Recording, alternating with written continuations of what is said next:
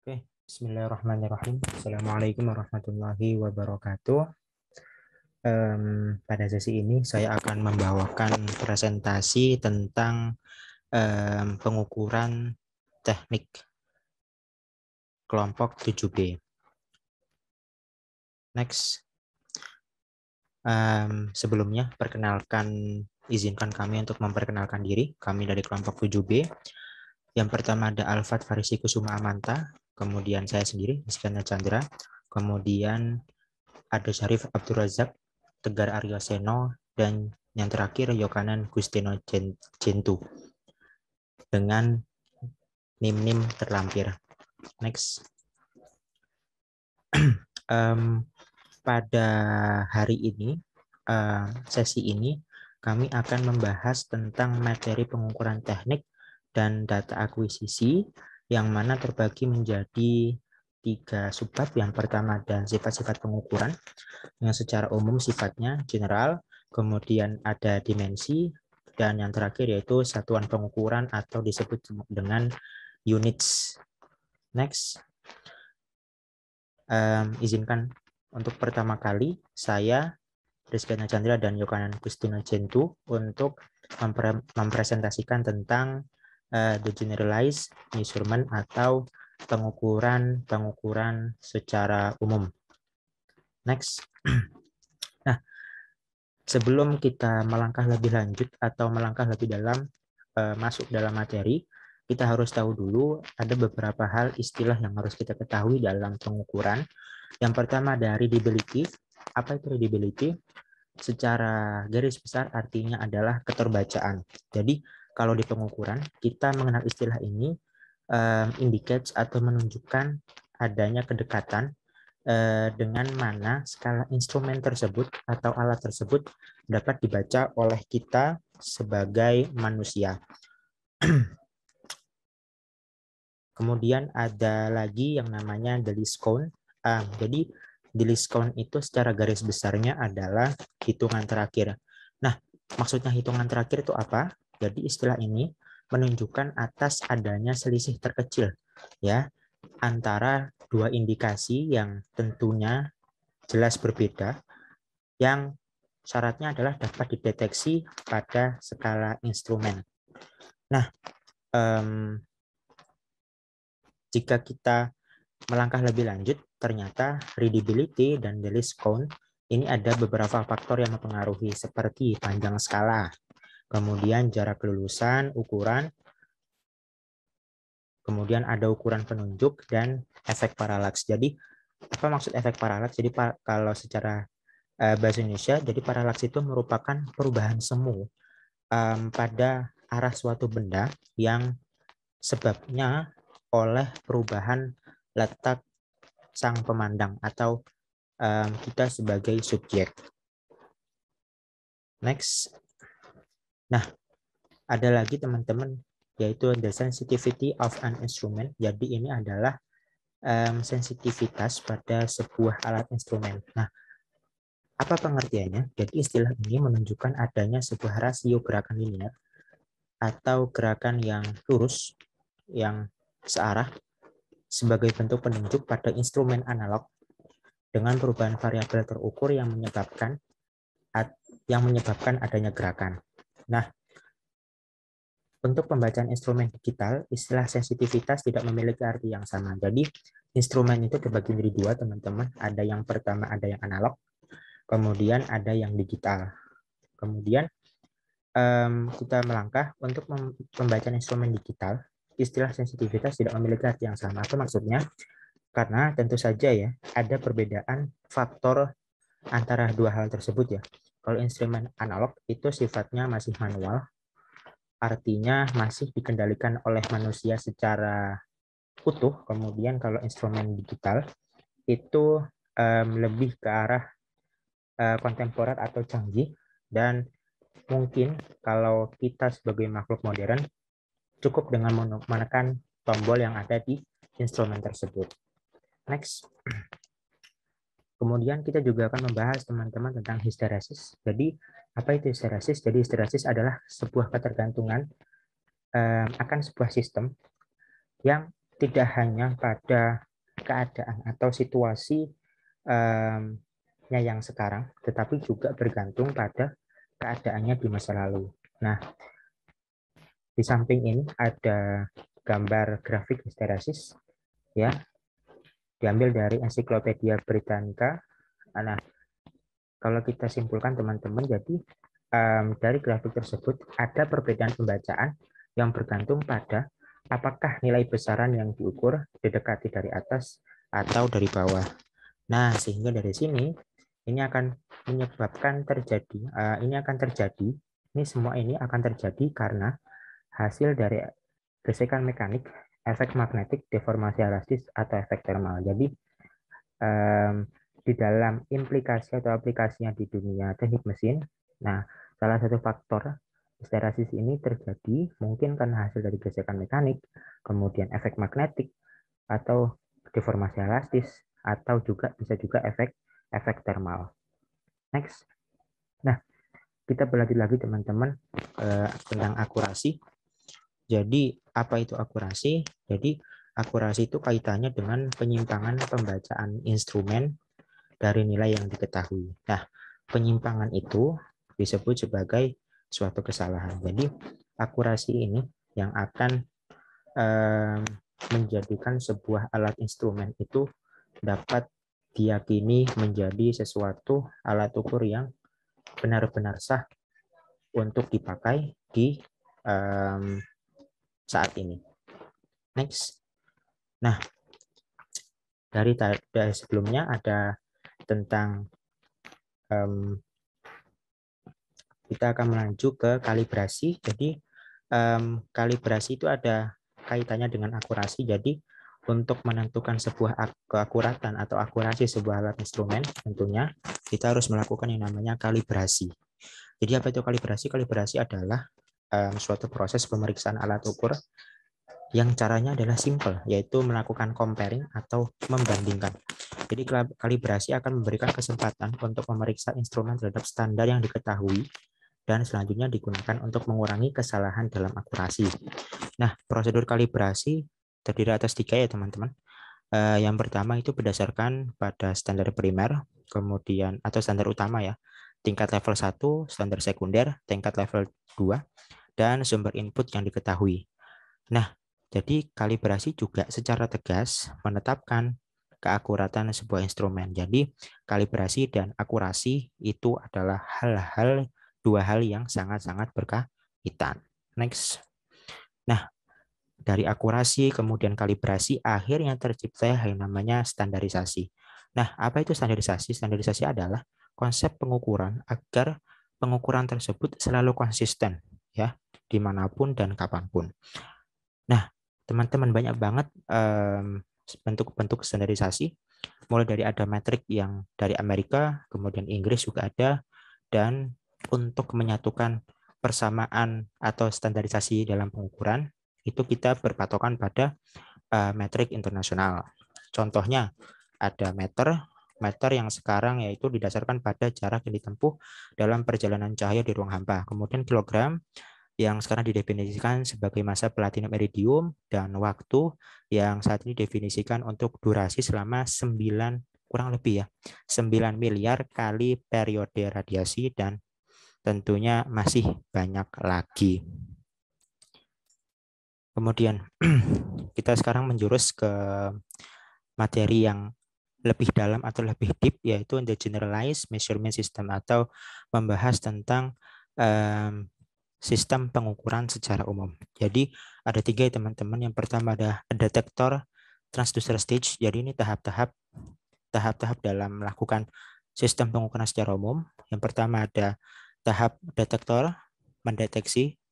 Salah satunya itu dengan menggunakan transducer. Kemudian yang kedua yaitu tahap pertengahan atau yang sifatnya intermediate. Kemudian yang ketiga ada tahap final atau kita bisa menentukan pengukuran dari sana. Nah, contoh yang bisa kita ambil dari buku adalah contohnya pengukuran sinyal tegangan rendah pada frekuensi rendah. Next. Nah, teman-teman, ada juga nih contoh yang bisa kita temukan dari buku, yaitu tentang pressure gauge ke tabung Borden. Jadi di sini ada skemanya. Skemanya mulai dari ada penunjuk pointernya atau jarumnya, kemudian Borden tube-nya, kemudian ketika ada sumber tekanan, kemudian pressure pada tabung Borden menjadi lebih tinggi dan akhirnya jarum pun bergerak, dan juga ada sektor unpinion are modifying stage. Jadi kalau bisa dibilang ini adalah alat untuk memompa ban kendaraan kita, seperti contohnya motor. Oke, kemudian untuk pembahasan selanjutnya kita akan beralih ke eksperimen planning. Nah, apa itu eksperimen planning? Jadi perencanaan eksperimen merupakan sebuah langkah praktis dalam merencanakan dan melakukan suatu eksperimen, sehingga dari eksperimen itu bisa menemukan tujuan dari eksperimen itu, kemudian bisa melakukan pemilihan faktor, pemilihan respon, pemilihan desain, serta analisis. Jadi secara singkatnya, eksperimen planning ini merupakan suatu hal yang krusial dalam meneliti suatu fenomena. Karena dengan adanya eksperimen planning membuat hasil yang maksimal dalam pelaksanaan suatu eksperimen. Kita lanjut. Nah, dalam eksperimen planning biasanya terdapat pertanyaan-pertanyaan yang umum ditanyakan dalam suatu penelitian. Nah, terdapat beberapa pertanyaan yang ditanyakan saat fase awal eksperimen planning adalah sebagai berikut. Yang pertama ada apa variabel utama yang akan diteliti. Kemudian kontrol apa yang harus digunakan dalam penelitian. Lalu jangkauan dari variabel utama apa yang akan dibutuhkan untuk mendeskripsikan fenomena dalam penelitian. Kemudian berapa banyak data yang diambil dalam jangkauan variasi dari penelitian untuk meyakinkan sampel yang baik dari data dengan mempertimbangkan ketetapan instrumen dan faktor lainnya. Nah, dalam melakukan suatu eksperimen itu terdapat suatu yang dinamakan generalized experimental production. Nah, ini merupakan suatu prosedur dalam penelitian. Ya, intinya suatu prosedur yang umum dan harus dilakukan dalam suatu eksperimen. Karena dengan prosedur generalized experiment produce ini membuat hasil dari eksperimen ini menjadi maksimum dan memiliki output yang baik. Nah, apa sih generalized experiment producer itu? Yang pertama dalam melakukan prosedur penelitian itu yang pertama ada mempersiapkan apa yang harus dibutuhkan. Nah, yang harus dibutuhkan dalam eksperimen bisa mempersiapkan kebutuhan untuk eksperimen, kemudian menentukan kebutuhan budget, tenaga manusia, dan waktu, termasuk urutan waktu pembuatan proyek. Kemudian langkah selanjutnya adalah memulai perencanaan secara detail untuk eksperimen, terutama tujuan dari penelitian, seperti membuktikan performa dari produksi model, membuktikan analisis teori dari fenomena fisika tertentu. Kemudian langkah selanjutnya adalah merencanakan performa. Nah, performa ini ada berbagai macam, seperti menentukan variabel utama yang harus diukur, seperti usaha, tenaga, tekanan, dan lain-lain. Kemudian ada menentukan akurasi penelitian secara akurat yang mungkin dibutuhkan dalam pengukuran utama dan jumlah pengukuran yang digunakan untuk data yang tepat saat analisis data. Kemudian ada mempersiapkan kalender pengurangan perhitungan sebelum mengadakan penelitian. Dan yang terakhir, menganalisis kemungkinan error sebelum eksperimen dilakukan. Kemudian langkah keempat adalah memilih instrumen untuk variasi pengukuran untuk menyamakan antisipasi akurasi yang dibutuhkan. Yang kelima, mengumpulkan data dan mengadakan analisa awal dari data untuk meyakinkan agar eksperimen terencanakan. Keenam, memodifikasi alat eksperimen dan atau kesesuaian prosedur yang ada di poin nomor 5. Mengumpulkan data eksperimen dalam jumlah yang banyak dan menganalisis hasilnya. Kemudian yang terakhir, ada mengatur diskusi dan menerbitkan penemuan dan hasil eksperimen. Nah, dalam Oke, selanjutnya ada macam-macam dimensi. Bisa dilihat sini. Ada long, dimensi dari satuan panjang lambangnya L. Nah, kemudian ada mass, itu dimensi dari satuan massa, lambangnya M besar. Ada lagi force, dimensi dari satuan gaya, lambangnya F besar. Kemudian ada time, dimensi dari satuan waktu, lambangnya T besar. Kemudian ada temperatur, itu dimensi dari satuan suhu, lambangnya theta. Kemudian ada current, itu dimensi dari satuan arus listrik, lambangnya I besar. Kemudian ada luminous intensity, itu dimensi dari satuan cahaya, dimensinya J besar. Kemudian ada measure of substance, nah itu dimensi dari satuan jumlah zat, lambangnya N besar. Oke, nah pada sistem SI, satuan-satuan fundamental adalah meter, newton, kilogram mass, detik, dan derajat Celcius. Itu satuan energi thermal tidak digunakan, yaitu joule menjadi satuan yang digunakan terkait. Satuan watt, joule per second adalah satuan daya untuk sistem satuan internasional. Nah, bisa dilihat ya, dimensi di sini bisa dilihat kalau Newton itu dimensinya adalah MLT-2, T pangkat minus 2. Kemudian ada Joule, itu dimensinya ML kuadrat, T minus kuadrat. Kemudian daya ML kuadrat, T pangkat minus 3. Dan yang terakhir ada energi dengan dimensi ML T pangkat min 1. Oke. Nah, kemudian ada sistem pengukuran. Sistem pengukuran ini dibagi menjadi 3. Ada a detector transducer stage, kemudian ada some intermediate stage, dan yang terakhir a final or terminating stage. Nah, dari yang pertama a detector transducer stage itu mendeteksi variabel fisis dan mengerjakan transformasi mekanikal atau elektrikal untuk mengubah sinyal menjadi suatu bentuk yang lainnya gitu. Kemudian kedua ada some intermediate stage. Nah, ini dia mengubah sinyal dengan penguatan atau dengan filter sehingga menjadi output yang diinginkan. Dan yang terakhir ada a final or terminating stage. Nah, ini untuk mengindikasikan variabel yang diukur dengan output berupa digital ataupun analog.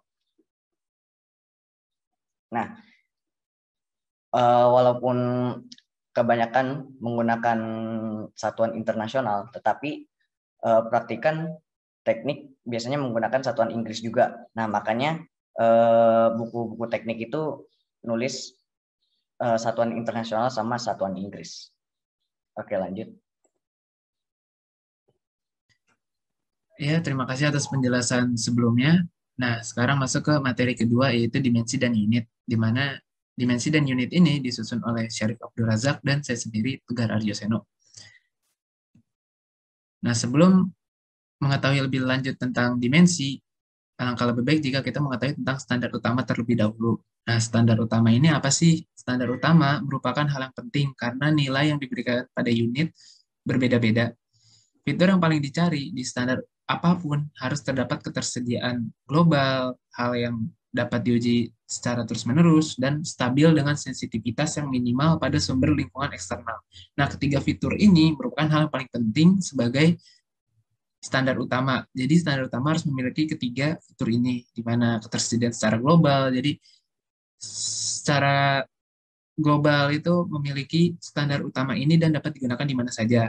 Yang kedua ini hal yang dapat diuji secara terus-menerus karena standar utama ini merupakan dasar perhitungan kita dan sebagai dasar perhitungan eksperimen kita.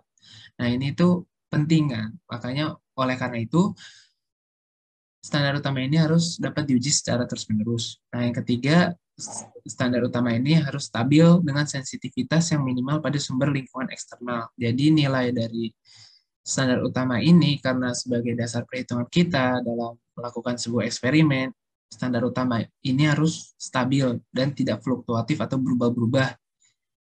Jadi semakin stabil standar utama, maka akan semakin baik dalam perhitungan eksperimen. Nah, dimensi secara istilah itu adalah ukuran atau panjang, lebar, tinggi, luas, dan sebagainya, atau matra. Ini merupakan secara istilah. Nah, ketika melakukan sebuah eksperimen, seorang eksperimentalis itu harus memerhatikan satuan yang muncul. Biasanya eksperimen menggunakan satuan sistem SI atau sistem internasional dari bahasa Prancis atau satuan internasional. Selain memerhatikan satuan, eksperimentalis juga harus memperhatikan dimensi dari satuan tersebut. Nah, dimensi secara fisika itu adalah variabel-variabel fisik yang digunakan untuk menentukan sifat atau dari sistem tertentu. Jadi variabel-variabel fisik ini adalah hal yang penting dan menjadi dasar perhitungan kita dalam melakukan sebuah eksperimen. Jadi variabel-variabel ini itu digunakan itu untuk mengetahui sifat dari suatu sistem tertentu. Nah, dimensi juga dibedakan menjadi dua, yaitu adalah dimensi primer dan dimensi sekunder. Nah, dimensi primer itu adalah suatu besaran fisik dalam mekanika yang dinyatakan dalam 3 besaran pokok. Yang pertama ada massa, kedua ada panjang, dan yang ketiga ada waktu. Massa atau mass itu merupakan besaran pokok massa dan memiliki satuan kilogram dalam sistem internasionalnya. Yang kedua ada length atau L atau panjang. Ini merupakan besaran pokok panjang yang memiliki satuan meter dari sistem internasionalnya. Yang ketiga ada T atau time atau waktu. Ini merupakan besaran pokok waktu yang memiliki satuan sekon menurut sistem internasional. Nah, ketiga hal ini merupakan hal yang pokok atau hal yang penting dalam dimensi sekunder setelah ini. Nah, dimensi sekunder ini itu merupakan suatu besaran dalam mekanika yang didapatkan dari penurunan dimensi primer. Nah, jadi ketiga dimensi primer tadi itu dapat diturunkan menjadi suatu dimensi yang baru. Seperti contohnya itu kecepatan atau V. Nah, itu kan memiliki satuan meter per sekon, di mana meter itu merupakan panjang dan sekon itu adalah waktu. Jadi panjang dibagi waktu bisa menjadi suatu dimensi baru yang disebut dengan kecepatan. Atau contoh kedua seperti percepatan atau A. Percepatan itu memiliki satuan meter per sekon kuadrat, di mana meter itu panjang dan dibagi oleh sekon atau waktu kuadrat. Jadi panjang dibagi waktu kuadrat itu dapat menjadi dimensi percepatan. Atau contoh ketiga itu gaya. Gaya itu memiliki satuan Newton, di mana Newton itu sama dengan kilogram meter per sekon kuadrat, di mana kilogram adalah massa, meter adalah panjang, per sekon itu adalah waktu kuadrat. Jadi massa dikali dengan panjang dibagi dengan waktu kuadrat itu dapat dikatakan sebagai Newton dan dapat dikatakan juga sebagai gaya yang merupakan dimensi sekunder. Jadi dimensi sekunder itu merupakan turunan dari dimensi primer tadi. Nah, apa manfaat dimensi sih? Nah, manfaat dimensi itu adalah yang pertama dapat digunakan untuk membuktikan dua besaran sama atau tidak. Dua besaran sama jika keduanya memiliki dimensi yang sama atau keduanya termasuk besaran vektor atau skalar. Nah, jadi misal dua besaran ini memiliki nilai yang sama, nilai angka yang sama. Nah, tetapi itu juga masih belum tentu, karena jika misalnya dalam meter dan sentimeter, walaupun angkanya sama, tapi kan hasilnya pasti berbeda. Nah, oleh karena itu, dimensi itu penting. Jadi kita dapat mengetahui dua besaran ini sama atau tidak, dan juga apakah besaran vektor atau skalar itu juga mempengaruhi. Nah, yang kedua, dapat digunakan untuk menentukan persamaan yang pasti salah atau mungkin benar. Nah, jadi dengan menggunakan dimensi, kita dapat mengetahui dan dapat menentukan persamaannya ini benar atau salah dan merupakan hasil yang pasti. Yang ketiga, dapat digunakan untuk menurunkan persamaan suatu besaran fisis jika kesebandingan besaran fisis tersebut dengan besaran-besaran fisis lainnya diketahui. Nah, ini itu sebagai contoh dimensi sekunder tadi, di mana dimensi sekunder merupakan turunan dari dimensi primer. Jadi dimensi primer dapat diturunkan menjadi suatu dimensi baru yang disebut dengan dimensi sekunder tadi. Jadi itu adalah manfaat-manfaat dari dimensi. Dan selanjutnya akan dijelaskan oleh teman saya, Syarif Abdul Razak. Terima kasih. Baik. Perkenalkan, saya Alfred Farisi Kusuma Mantan, MI 04200013. Saya akan membahas materi mengenai units. Baik, apa itu units? Nah, units ini biasanya kita ketahui sebagai satuan, yang dimana satuan yang berarti merupakan sebagai bagian dari sistem pengukuran. Nah, fungsinya ini apa? Fungsinya agar kita dapat mengetahui ukuran tersebut dan dapat secara pasti dan dapat membandingkannya. Nah, definisi secara jelas itu apa? Nah, unit sendiri memiliki definisi suatu istilah yang digunakan untuk memastikan kebenaran dalam suatu pengukuran atau sebagai nilai standar, yang dimana memastikan kebenaran ini agar ukuran tersebut presisi dan dapat dibandingkan sehingga menjadi suatu kepastian. Baik, kemudian pada umumnya di dunia ini terdapat 3 sistem mengenai satuan. Yang pertama ada sistem imperial atau yang biasa kita ketahui sebagai sistem Britania Raya atau sistem Inggris. Nah, sistem ini pada saat ini hanya digunakan oleh beberapa negara, yaitu Amerika Serikat dan juga Myanmar. Kemudian terdapat satuan internasional, merupakan satuan yang telah disepakati oleh berbagai pihak. Kemudian sistem ini yang banyak digunakan oleh negara-negara di seluruh dunia. Dan satuan internasional ini dapat dibilang merupakan suatu sistem yang berevolusi. Yang berevolusi dari apa? Nah, berevolusi dari satuan metrik. Satuan metrik ini apa sih? Nah, satuan metrik ini merupakan suatu sistem pengukuran desimal yang telah disepakati oleh berbagai negara. Next. Nah, kemudian satuan internasional ini dibagi menjadi 2. Yang pertama ada apa? Pertama itu ada besaran pokok. Nah, besaran pokok ini adalah salah satu jenis besaran yang satuannya telah ditetapkan terlebih dahulu. Nah, besaran pokok ini terdiri dari 7 macam. Yang pertama ini ada panjang, yang satuannya meter, atau disingkat M, lambangnya. Kemudian ada massa, satuannya kilogram. Waktu, itu satuannya sekon. Kemudian kuat arus listrik itu satuannya ampere, atau disingkat A. Nah, suhu memiliki satuannya Kelvin, kemudian jumlah zat itu satuannya mol, kemudian intensitas cahaya satuannya adalah kandela. Selanjutnya, yang kedua itu adalah besaran turunan. Nah, besaran turunan ini apa? Nah, besaran turunan ini juga merupakan salah satu jenis besaran, yang dimana satuan-satuannya ini diturunkan dari besaran pokok. Jenisnya ini banyak sekali. Salah satunya adalah ini luas, nama satuannya itu meter persegi atau simbolnya dengan M dengan di atasnya ada angka 2. Kemudian ada volume dengan nama satuannya meter kubik. Simbolnya sama, tetapi di atasnya terdapat angka 3 gitu. Nah, kemudian kecepatan itu meter per sekon. Untuk massa jenis itu kilogram per detik. Kilogram per meter kubik. Untuk gaya itu Newton, energi dan usaha itu Joule. Kurang lebih seperti itu. Sekian dari saya. Wassalamualaikum warahmatullahi wabarakatuh.